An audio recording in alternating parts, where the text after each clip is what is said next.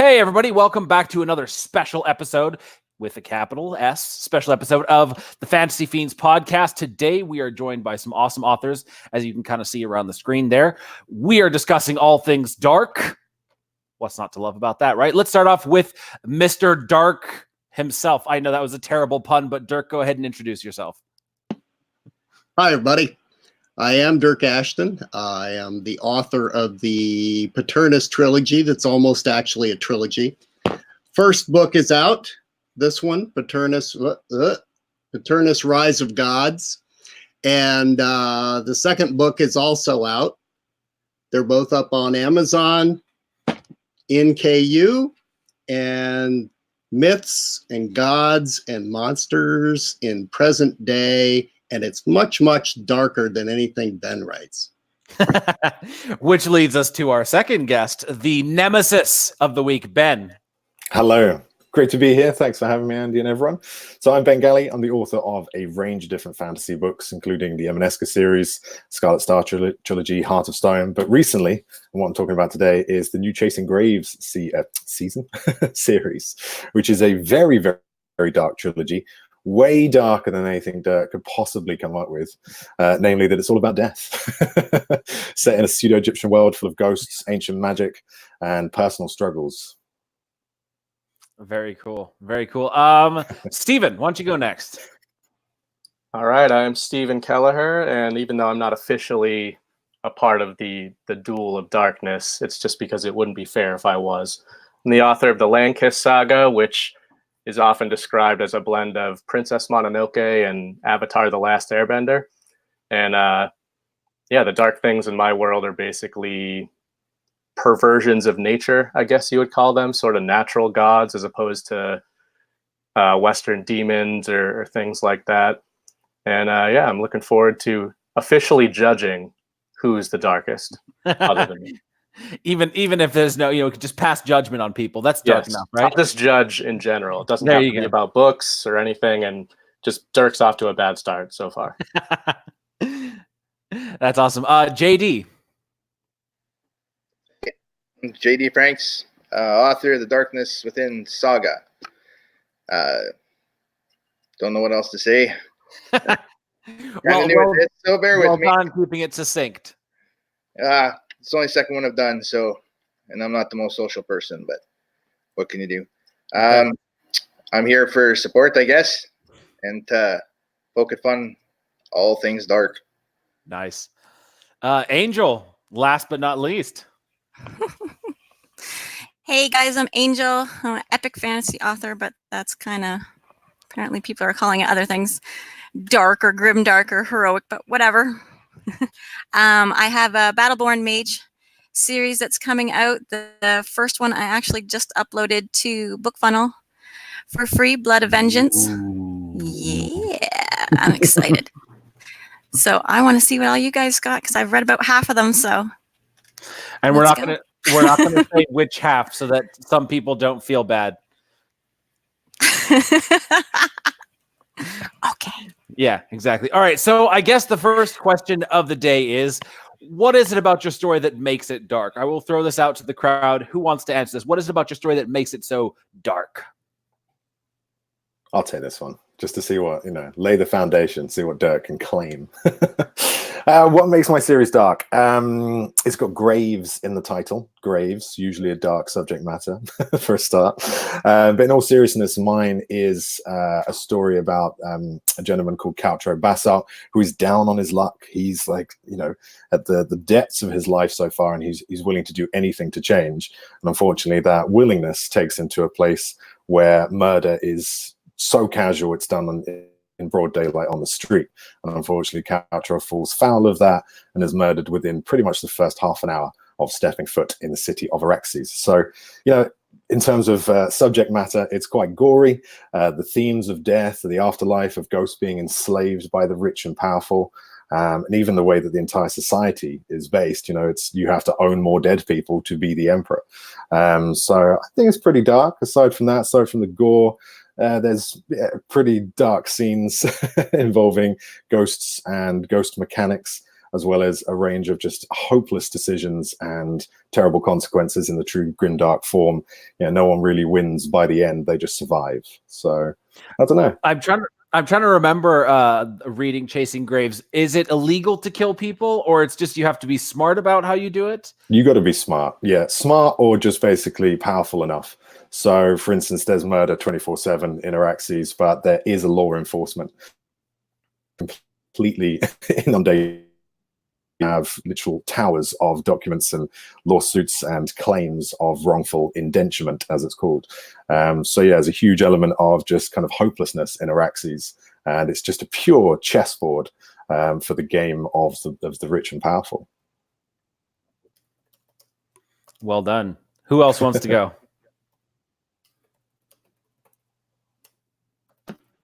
All right. I haven't read that, but boy, I really need to. I've read some of Ben's other work, and I really liked it. But it's funny. A lot of people call my books grimdark or dark fantasy, and I never really planned it that way. So unlike Ben, who actually planned it that way, mine is more organically dark. There, right? So quantify that for us. That's my argument, and I'm sticking to it. Mine has demons, Lucifer himself, who is ancient and quite powerful, and a sorcerer to boot. I didn't hold back on the descriptions of gore and pain. And I think that had a lot to do with it, with people classifying the book that way. People that you don't expect to and certainly don't want to die do in pretty grisly ways. And a lot of the characters are extremely creepy. They're based on ancient animals, prehistoric versions of bats and spiders and even dinosaurs, things like that. So, yeah. Ben's little ghosts, I'm not really afraid. What is the creepiest of the characters? I'm trying to think, and I cannot remember which one is the creepiest. I think most people are most creeped out by Max, short for Maskim Zul. He's the spider character. They can all take human form. And he appears most of the time as a really creepy homeless guy with only 3 fingers, 2 fingers missing on each hand. And he talks in a really creepy way, but he likes to recite nursery rhymes. And when he does that, his voice is like beautiful and angelic. But he was actually one of the most feared evil dark gods by the Sumerians and many others. The name actually means the ambusher or the liar in wait, supposedly. No one really knows.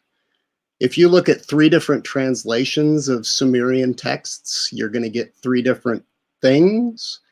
But that's the kind of thing, though he's never truly described. So I gave him a personification. He's also been known in many other cultures throughout history by a whole lot of other names in African mythology, South American mythology, Native American mythology.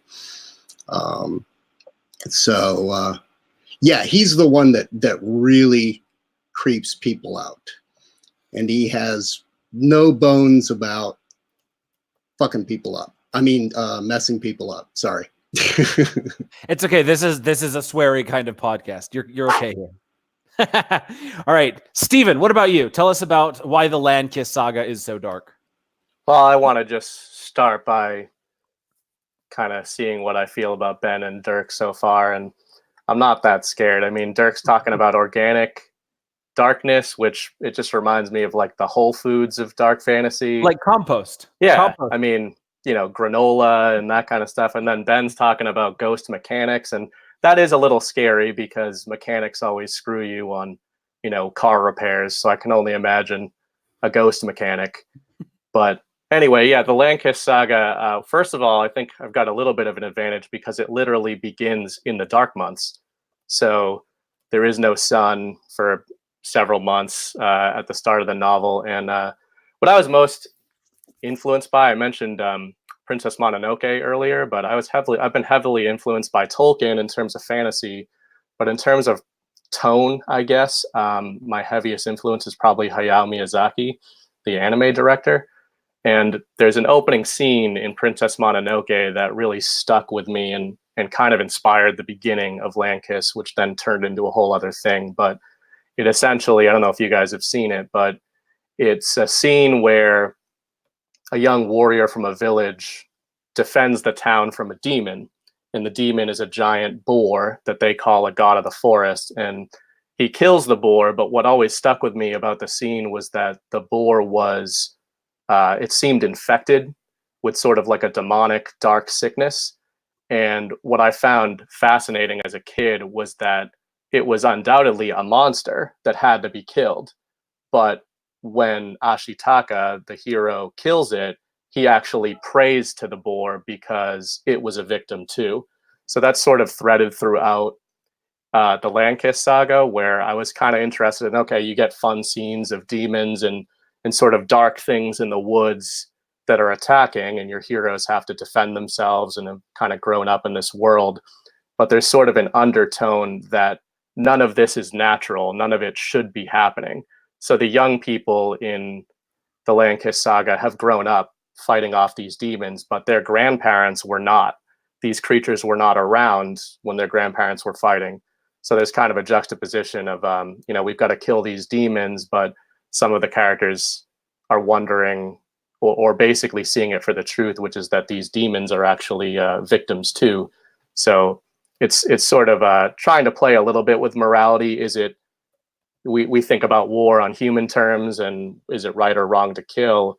And I think when you've got sort of faceless demons, it's easy to just justify killing them. But then I like to explore, well, maybe they were victims originally, or where did they come from? Why are they here? And the why is kind of the big question throughout the series. It's not about, well, it is about the fights. I love writing the fight scenes, but it's also about why is this happening? And is there a way we can stop it? Because you can't kill them all. Now I have to ask, are your fight scenes like anime style fight scenes? I guess they probably are. I don't know. I actually am probably like a lot of us here. I'm kind of fascinated when I read reviews of my writing, because I almost learn more about my writing from reading people's opinions on it. I actually even remember Dyrk years ago had reviewed my first one, and my editor, who most of us here know, Laura Hughes, and a lot of people describe it as very like impressionistic, and I guess that's accurate.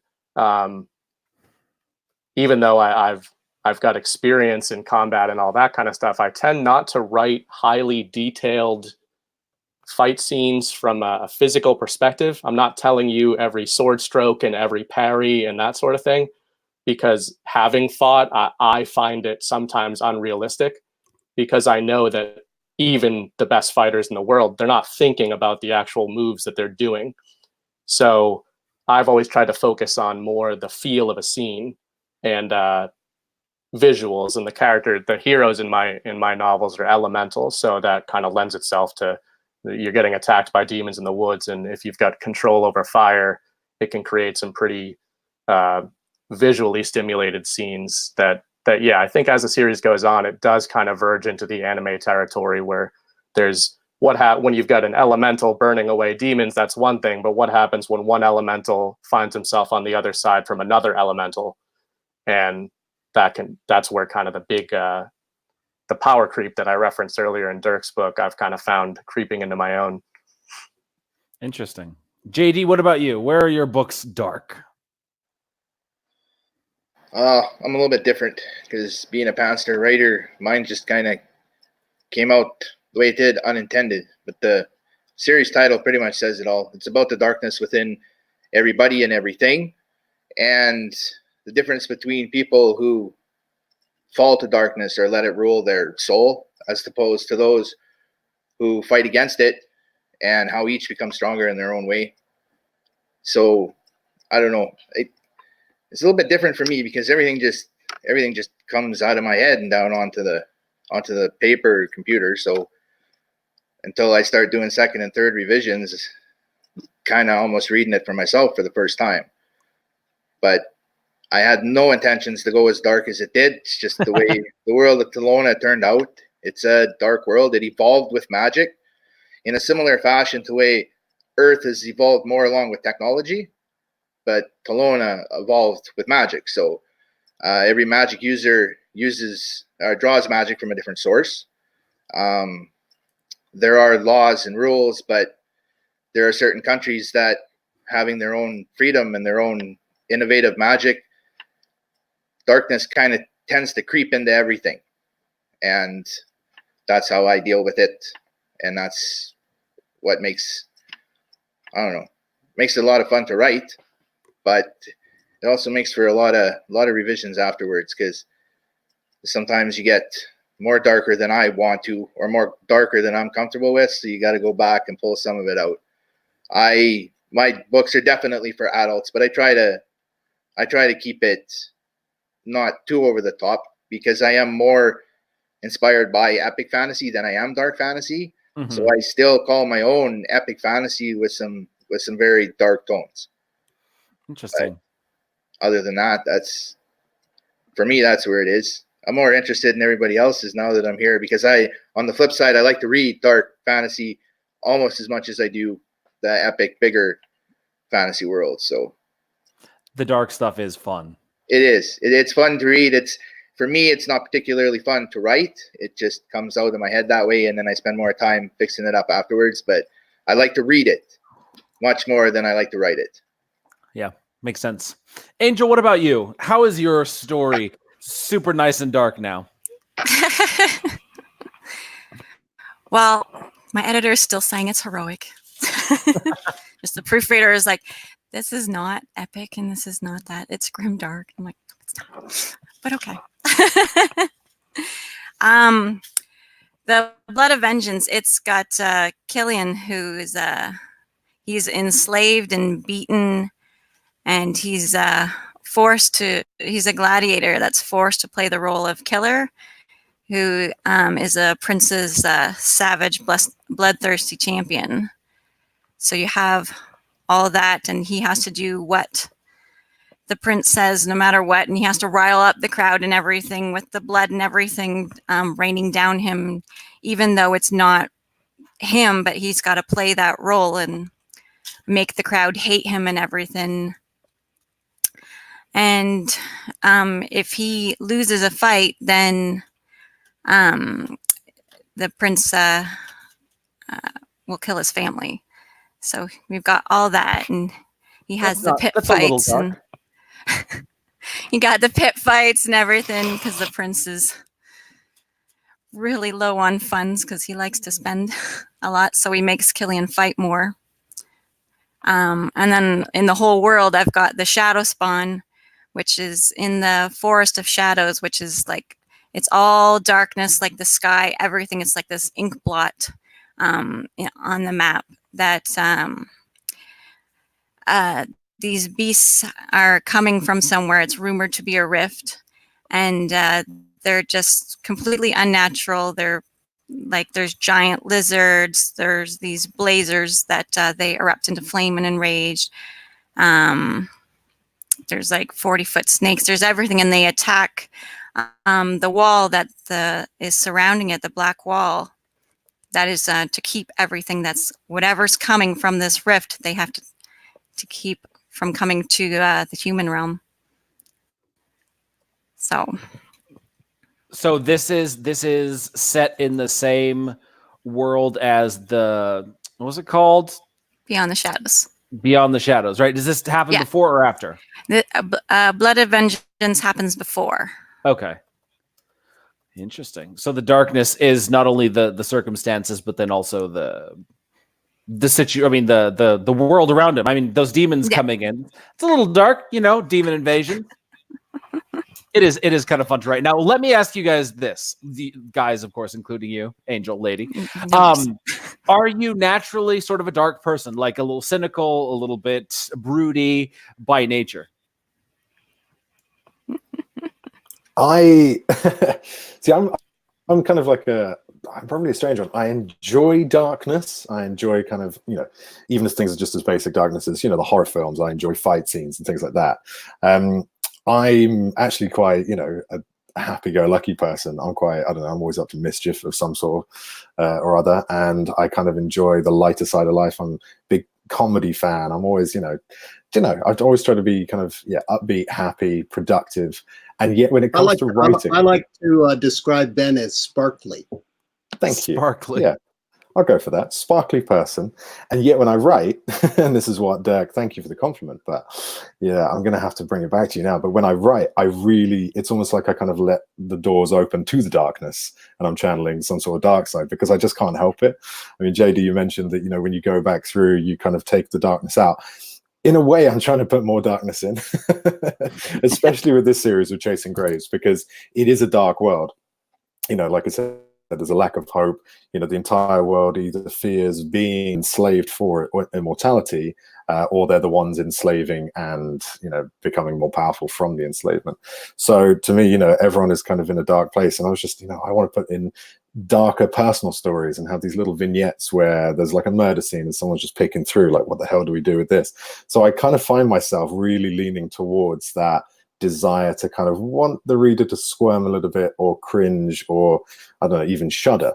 But at the same time, I like displaying all this darkness, and then I like blending it with kind of the dark wit that Kelliher has all the way through it, even though he's incredibly upset and basically just upset is a very nice term for what he is, distraught at his ghostly condition and the fact that he is now bound for immortality to serve, has to serve this horrible woman called the Widow Horrocks. Even though he's got all of that, he still loves to crack a joke, to be sarcastic, to push people's buttons, which kind of is a bit of my mischievous side interspersed with the dark side, to kind of bring a bit of levity to dark situations, to even poke fun at the darkness, but also to remind people that you can poke fun of it, but the darkness is going to mess with you at some point and it's going to win. But well, I mean, so kind of different balance. That's why soldiers, they crack all those bleak jokes in the middle of all that shit. It's because that humor is sometimes the only thing that's keeping them, laughing instead of crying or losing your shit. That's it. Yeah, 100%. I'm just, maybe that's why I'm so happy, because I've got this darkness and stuff, and writing is tough. So I'm always laughing, but secretly inside, who knows? But yeah, I don't know. Yeah. Whereas I think Dyrk is more, I should say this way, Dyrk is, I think, darker on the outside and sparkly within, as far as I'm concerned. Secretly a big softie. Let's hear what you got to say, Dyrk. Let's hear your rebuttal to that. I have no rebuttal. He's not worth it. No, first I just want to say I have read the first of Steve's books, and I absolutely loved it. His prose, some people criticize it, but that's just because it's not straightforward, but he knows exactly what he's doing. And it's really, if you haven't read it, it's really neat stuff. I haven't read JD or Angel yet, or Andy actually, which is shameful. But you guys are on the list, the really, really long list. But I just got done with my guest judging for the SBFBO this year. So those 5 books are out of the way. For myself, I have a pretty cynical side. Nothing is sacred. Everything is up for ridicule, joking about. But all my stuff has a tinge of hope. because, you know, I think I have to admit that I'm still a bit of an old-fashioned romantic in that sense. But people die, bad shit happens, people hurt, horrible things happen, and you know, you let loose some ancient beings that, you know, human laws and morality simply just don't exist for them, right? I mean, everything from simple stuff like they don't give a shit about running around naked, and they love to see the humans reacting to it. And they also don't give a shit about things like rape and murder. You know, they just, this is what some of them do. There's good ones and there's bad ones, just like people. I mean, it was some of the things that JD was saying had reminded me that, you know, I always like to ask people who write dark works, if they ever actually really creep themselves out and think, what the fuck is wrong with me? Because I do. Every once in a while, I'll think of a scene and I'll like, no, that's just, okay, that'd be pretty cool. And then I'll write it and I'm like, what the fuck is wrong with you? That is weird shit, dude. And usually I leave it in anyway. So I can see that. Anybody who's read my work could probably see that. Interesting. JD, what about you? Do you fancy yourself a bit of a darker person? It's hard to say. Like everybody else is supposed to have a dark side. I can be a miserable, grumpy bastard when I want to be. But for the most part, nah, I'm maybe at one point in my life, maybe, but I don't know, the last 3 or 4 years, no. I'm pretty optimistic. Don't have much to be dark about or feel dark about it. I guess it just comes out in my writing instead, maybe. I don't know. But yeah, no, definitely not. Pretty optimistic. Looking forward. Got lots of plans. Want to move to England within the next year to 18 months. So with my 2 kids, and yeah, don't have much to feel dark about or be dark about, or not much darkness to seep into my personality, not anymore. So it's a good problem to have, right? I don't have any complaints. No, definitely not. Yeah. Steven, what about you? Yeah, well, I guess we're getting deep, going in directions I didn't anticipate. Yeah, I think no, Ben's the one that's getting deep. Right. I was actually, it's funny, I was talking about this recently with a family member, but I've always been attracted to stories that with heroes, and I mean, most of us, I think, that got into the fantasy genre, that's kind of where it starts, right? You don't just want to watch horrible people doing horrible stuff. You want to see people trying to stop that. But ever since I was a kid, it's actually funny. It was a reason why I, as a young person, felt very cynical about religion, and I'm more mixed on it as I get older. I kind of am more open-minded to it now, but I was always very aware that horrible things happen. And, you know, I had bad things happen in my life, but certainly had a much better life than many people do. But I always thought something was wrong with me as a kid, because I would have a good day, but when I went to bed, I would think about people that didn't. And maybe it's even, you know, when you hear stories or you're reading stories about darkness and stuff like that. And I knew that even though it's fictional, that these things do happen. Maybe they're not demons, maybe they're not monsters, but that it always bothered me that people are capable of those kinds of things. And as I got older and I got heavily involved in martial arts, and it was really good for my confidence, my personality. I used to have a ton of anxiety, and that kind of got rid of it all. But what I found myself attracted to as a older person with storytelling was dark characters who fight against darkness. And the reason that I always liked that is because I always found characters like Superman or things like that to be kind of unbelievable. Like, I don't know anybody like that. And anybody that I know that seems really happy, there's something to them. There's flaws to them that we don't know about. There's doubts that they have that we don't know about. And I always found it more hopeful to watch maybe what we'd consider a bad character or a gray character try to do good things than a good person doing good things, because obviously you would. And maybe it comes from my own conscience of feeling guilty about different things in my life and whatever, but it's why characters like Jaime Lannister that Dyrk and Ben have seen me rant about, I'm sure, he, I think, is possibly the greatest character in fiction.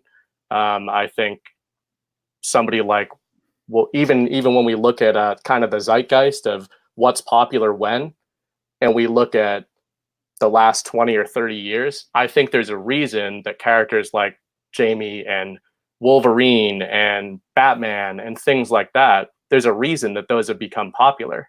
And it has nothing to do with marketing. I think it all has to do with what the collective humanity is looking for.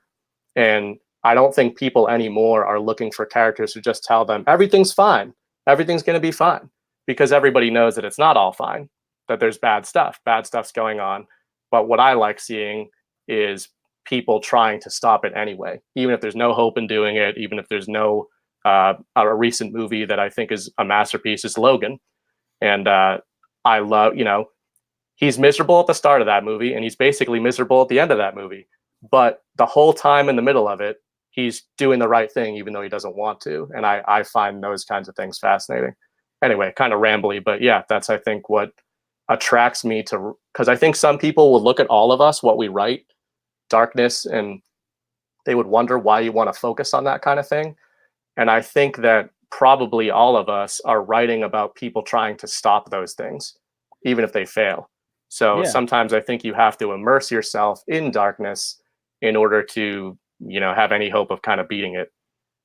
Yeah, and also for me, I write dark. I naturally tend to the dark. I was trying to write this young adult series last year, and it was impossible for me because I kept making it dark, and I was like, no, this has got to be something more heroic. It's for a younger audience, and it was like I naturally go dark just because it's in those moments of absolute darkness that even the tiniest act of goodness really shines. So I love that, where it's like everything's gone to shit, and then one thing happens, and it makes things just that little bit better, but considering how bad everything is, it feels like it's such a relief or such a change, a turnaround. So that's, I think, why I end up writing so dark, is because I want to make the character, drag them through the shit so that when they actually come out the other side, even if they're not better than they were, there is still that sense of, that relief, that emotional satisfaction that you get when a character survives something like that or goes through it.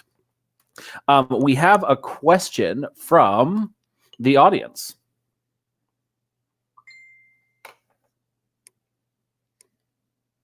Anybody? That's a good question. You would think that winter would be that way, but it takes me so long to write my books. So I write them in every season. The same book gets written over at least 2 seasons. So I don't think I do. But I wouldn't be surprised if other people did. I think I kill more people in the summer. Right? I was going to say the same thing. My summer was spent writing the last book of my military series, and it was killing off all kinds of people. Yeah, it's great. I don't know why. It's just like go on holiday or, sit down in a nice beer garden with a nice pint and kill some people. Figuratively in books, obviously, but I don't know what it is. Maybe I'm like, am I happier? Therefore, I feel, I don't know, a little, I can just let myself go. And it's strange, but it just seems to happen. You're trying to balance things out. Yeah, it goes back to what I was saying. You're feeling really happy, and there's a subconscious guilt because bad stuff's happening. So then you write some murder scenes. That makes sense. How you balance yourself out. I'm definitely more of a winter person than a summer person as well. So maybe I'm just I do enjoy the summer, but I find myself constantly uncomfortably warm. It's probably because the fact I'm British and we're used to just having one season. In fact, that's probably a good answer to, that question, is that, because I've written most of my books in England, it doesn't matter because it's just one season. We just have the same temperature and the same weather. But yeah, that's my 2 cents anyway. Yeah, something about the summer. Yeah, I think the same thing, because for the winter, especially here in Canada, this is my second winter in Canada, and it's getting gloomy, it's getting gray, and so when you have that around you, it's sort of that desire to contrast it, or you kind of want to balance things out. If you were in a moody environment and you wrote moody shit, you'd be a moody fucker. But so you try to balance it out. Whereas when it's sunny and bright outside, it's like, yeah, life is pretty good. Let's fuck some shit up. I don't think it's that. I think it's you're just being creative. So it's like you're in a good mood. So it's like, oh, what can I do to them? That could be it. I agree with that. Angel's trying to interfere with our brooding. Okay, we're all trying to be anti-heroes and complex, morally gray characters. You just come in here with that hope. Well, I grew up with horror. Now I'm saying Angel is the sparkly one. Oh, the sparkly one. Yeah. Yeah, but. And then you read what she writes. Yeah. People are gonna be surprised because I'm all gushy in my reviews and I'm all excited and everything, and it's like, okay, just prepare. It's gonna be a little gritty and a little violent. It's funny. I've often found that, though, like I've attended a number of conventions, especially one romance conference, and you see the people who attend it, and they are the nicest, sweetest. It's a lot of older women, 40s, 50s, 60s, and then you read the shit that they put down in their books, and it's like, oh my goodness, we did a drinking game where I read the scenes aloud, and every time there was something super cringy, you drink, and we got totally plastered. And the people who wrote this stuff, they were just the nicest, motherly, grandmotherly people of all. And then you see what they spit out, and it's just like, who are you? And I think it's the same thing with us writers. Like I think most of us tend to be pretty cheerful, upbeat kind of people, and then we put words down, and all of a sudden something else comes out. There's a reason Catholic schoolgirls have a reputation. So it's a world of contrasts. I was just going to say the word juxtaposition, but I'll leave you to mention the Catholic schoolgirl analogy. That's basically the same thing, right? I think you're right to a certain extent. I think there is that juxtaposition thing. If you're brought up, because I don't know. I think I had pretty similar sort of like upbringing, but maybe the reverse is that I was brought up quite religious by my parents, and have since kind of gone completely the other way, kind of agnostic to atheist, I would say. And that juxtaposition of not being able to swear, I now swear like a pirate. It's not on podcast, but I'll leave Dyrk to do the swearing. But Dyrk will testify. Those who've met me in person, I swear like a pirate in real life, and I do in my books and things as well. And it's, I think, maybe that repression is a kind of, I don't think it's the right word, but maybe sort of a different lifestyle, a different upbringing, and having these rules and the religious kind of guilt, should we say, of having that, then makes me kind of want to explore some other stuff, later in life, or at least did, when I kind of moved away from religion in, I don't know, the early 2000s, that sort of thing. I was immediately like, right, what's all the things I couldn't do before that I can do now? And that found its way into my writing, because I was writing all the time. And I think, I was like, I want to explore magic. I want to explore witchcraft. I want to explore demons, gods, etc. And I sort of, I, like you, Stephen, I kind of take a little cynical view of religion, and religion always features heavily in my books as well. I think it's the juxtaposition of that. And it's either how you've grown up or the situation you're in. You kind of want to balance it out. Interesting, isn't it? It is. There was a question like way up at the top. Let me see if I can find this. Okay. This is totally unrelated to dark stuff, but it's a question from the audience. What creature or character have you created that you would never want to meet? Okay, that's actually pretty on par. I would have them. Yeah. No, not all of them. Some of them I would definitely want to meet. But even the good characters, there are a couple. Uncle Edgar, I would definitely like to meet that guy. And he's turned out to be one of my favorite characters to write.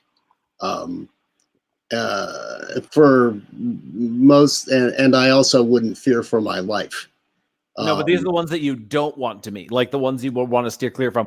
I feel like most of them I wouldn't. I mean, even the good ones, you know, they're not. Nobody's like. There's no true black and white as far as good and bad with this bunch.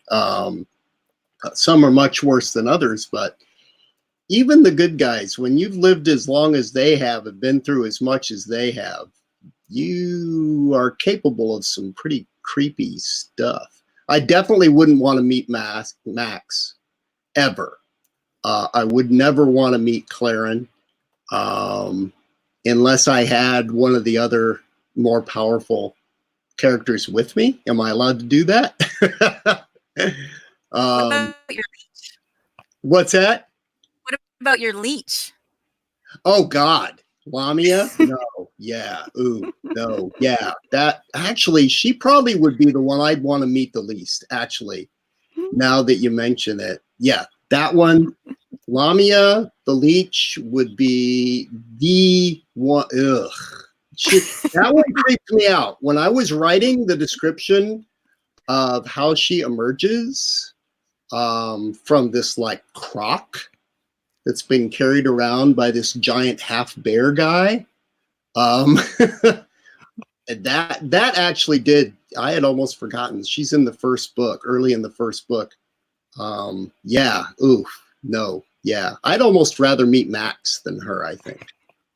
Yeah. She's one of my favorites. She's like the Queen Azra in Warcraft.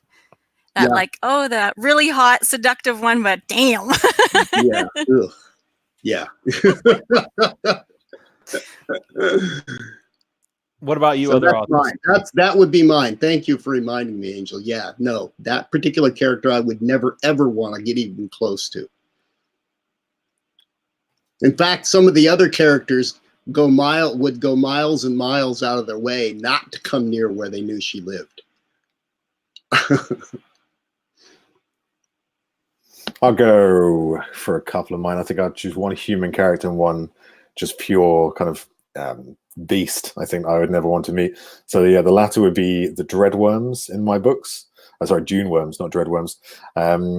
They are basically centipedes, giant centipedes crossed with dragons. They love hiding in the middle of giant sand dunes, which of course my world is kind of Egyptian, North African based. So there's a hell of a lot of sand around. Fuck tons of sand. So they hide in their dunes, and they just have like anglerfish. They have a little purple lure that sort of sticks out above the dunes and attracts wary and tired travelers in. And then once they're close enough, just erupts out the dune and swallows them whole. So yeah, they are. I've kind of written them in a disgusting way, or at least tried to, where they're durable poison, venom. They're not kind of like made of, grand sort of dragonic plate armor. They are just like slithering, horrible giant insects. There's a lot of kind of insects in the animal kingdom of my world.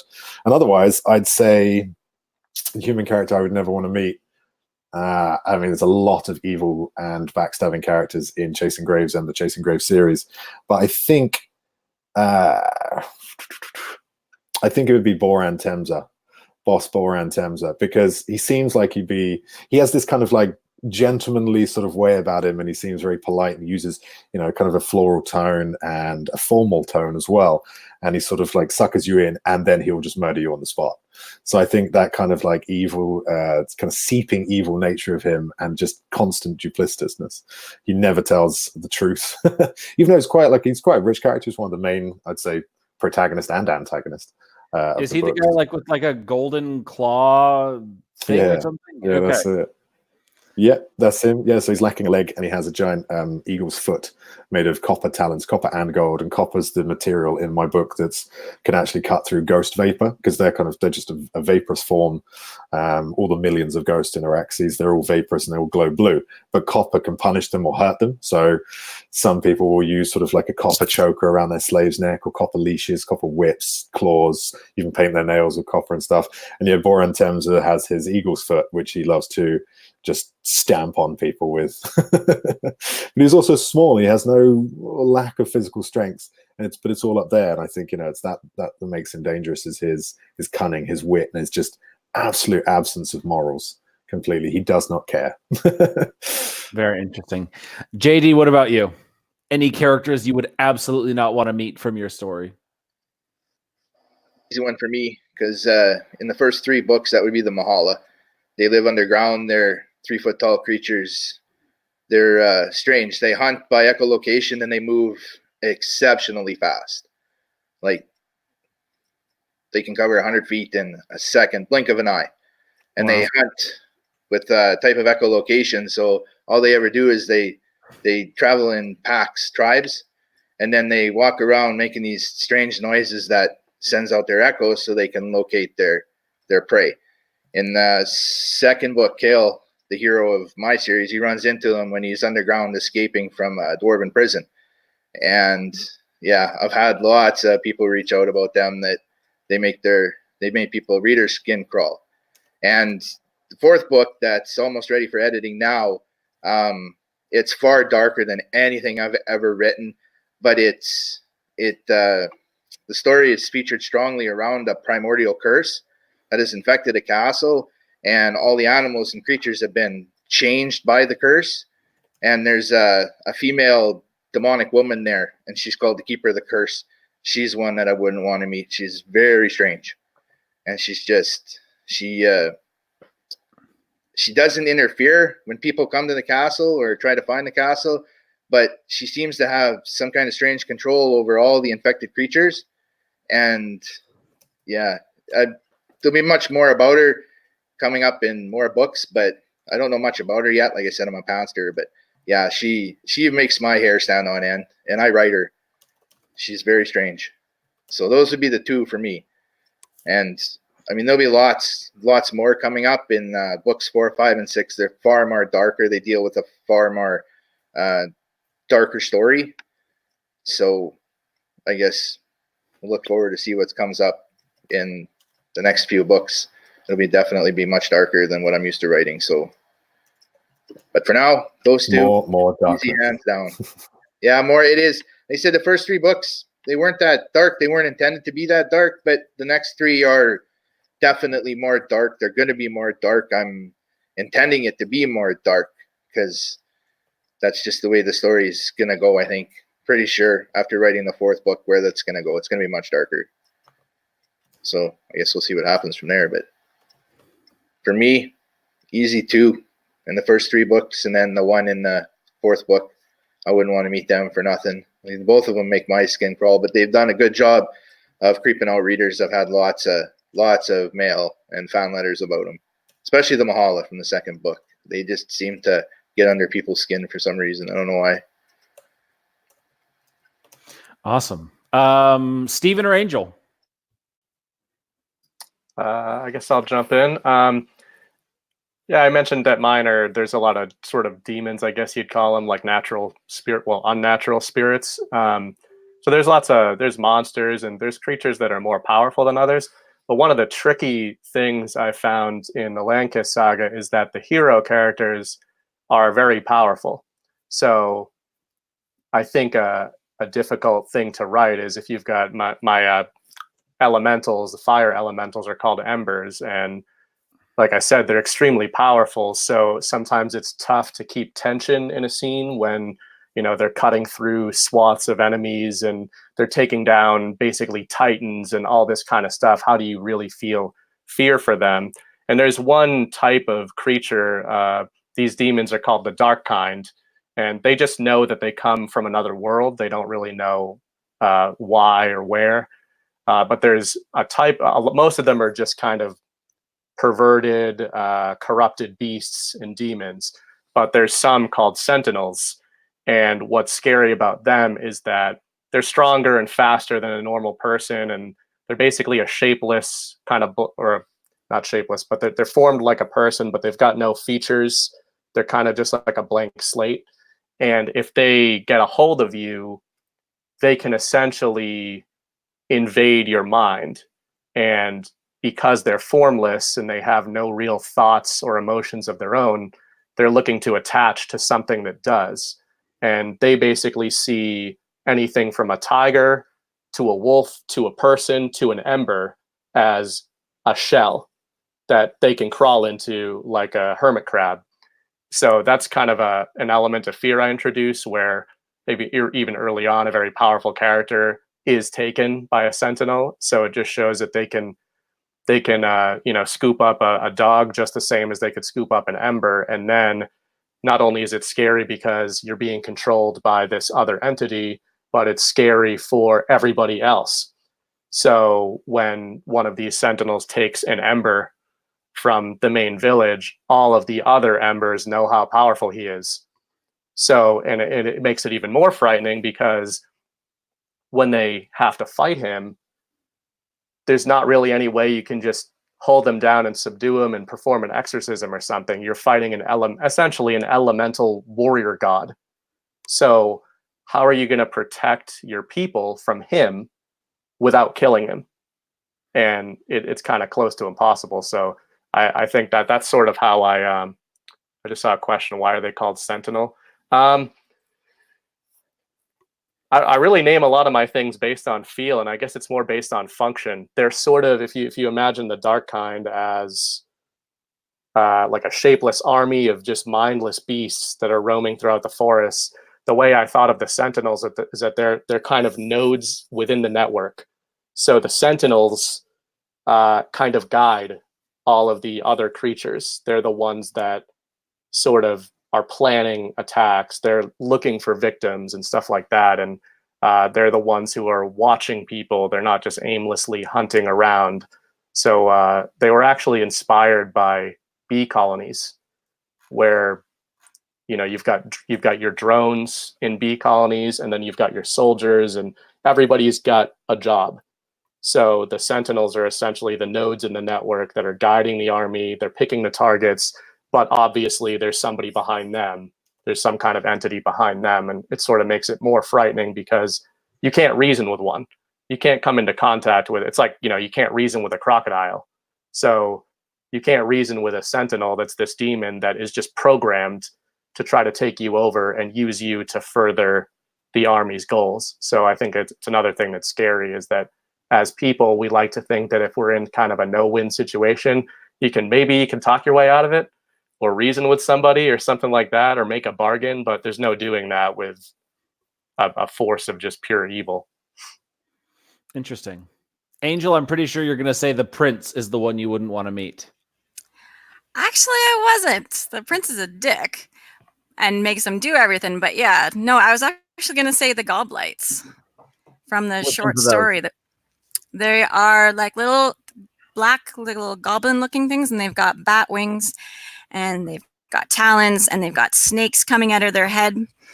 And then they're trying to fly over the wall and attack all the soldiers on the wall.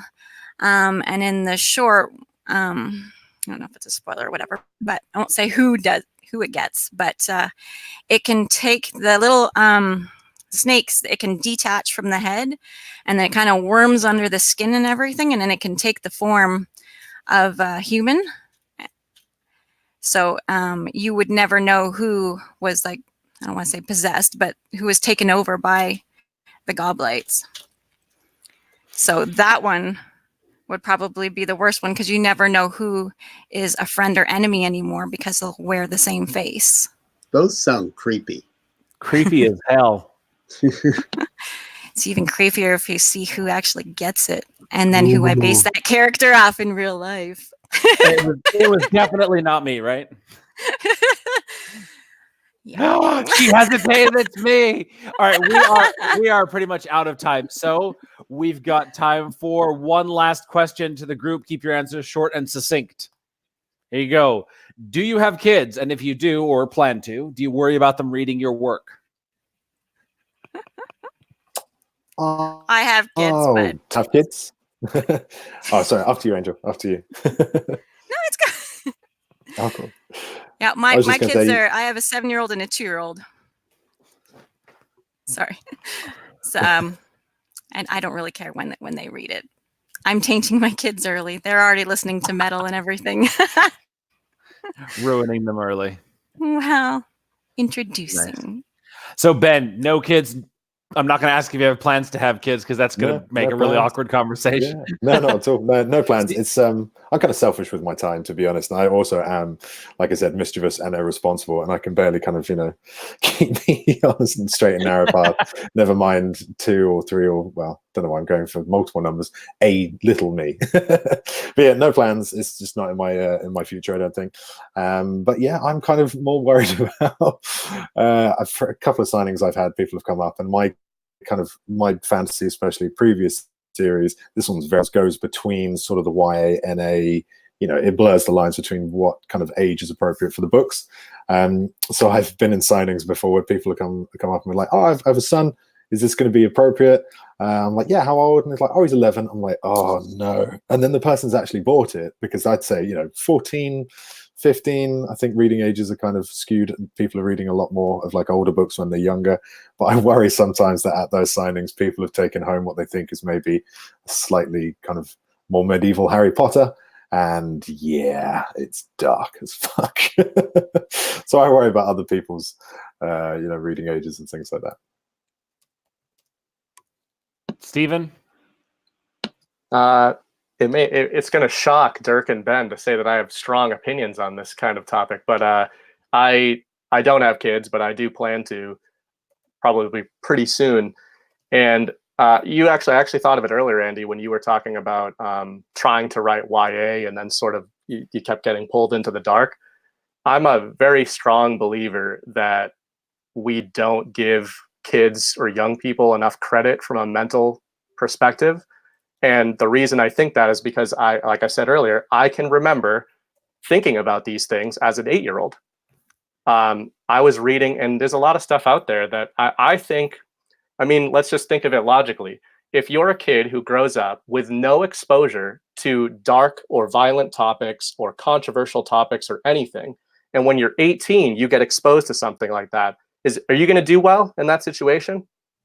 And I know that there's an other side of that equation where if you're immersed in darkness, that's probably not healthy.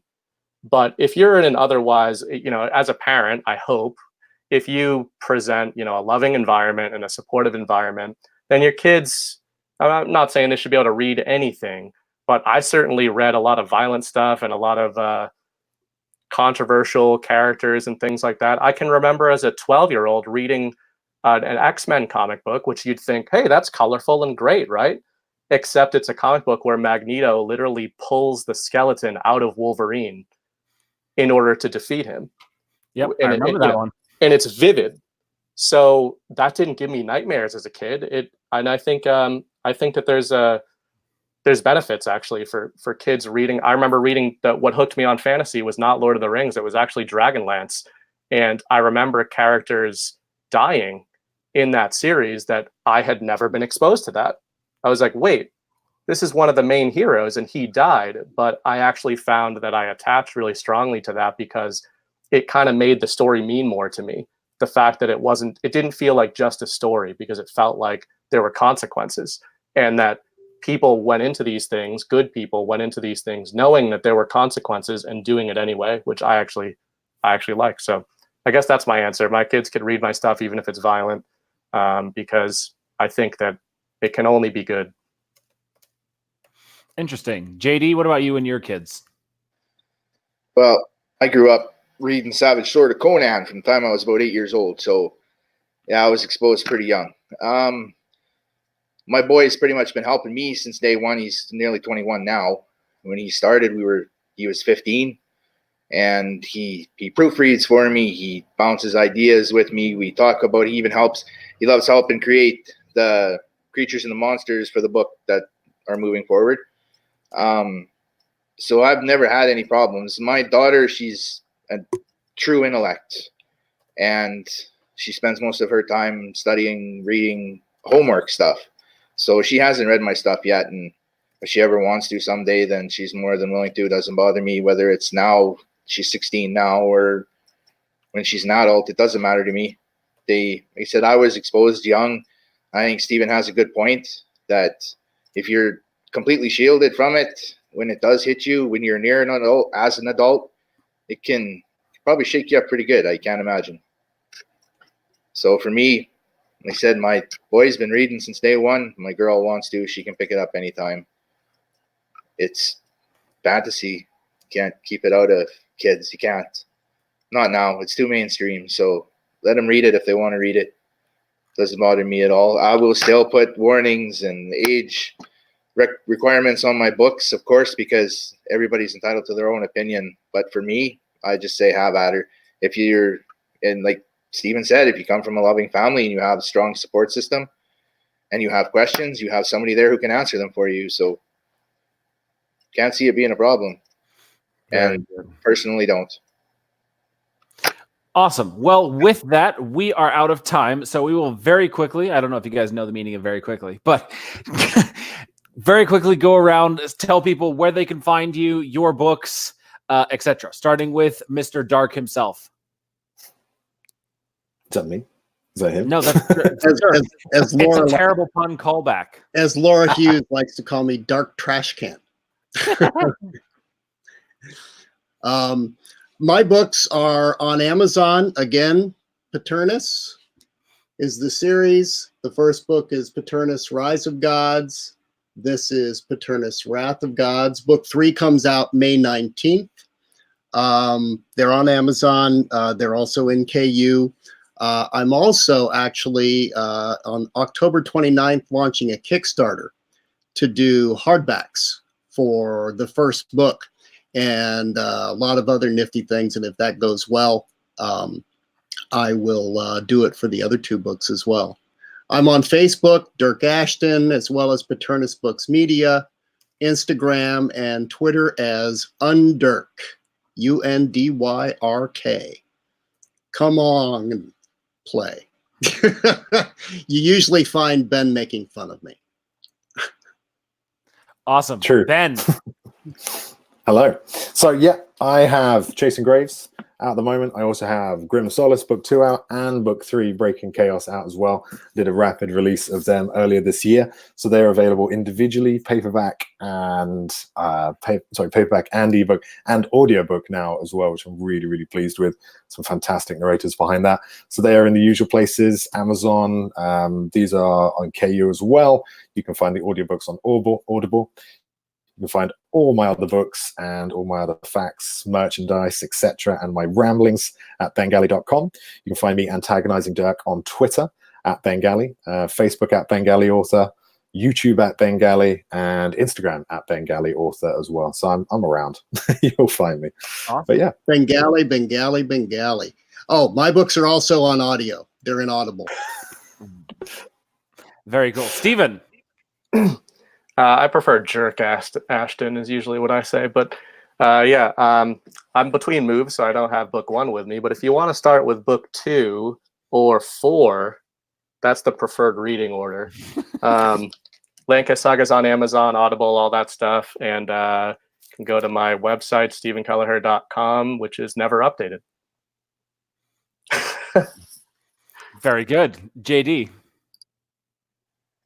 Pretty much same as everywhere else.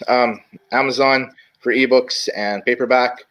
I'm on Twitter at JD Franx, Instagram at JD Franx, on Facebook, JD Franx Author.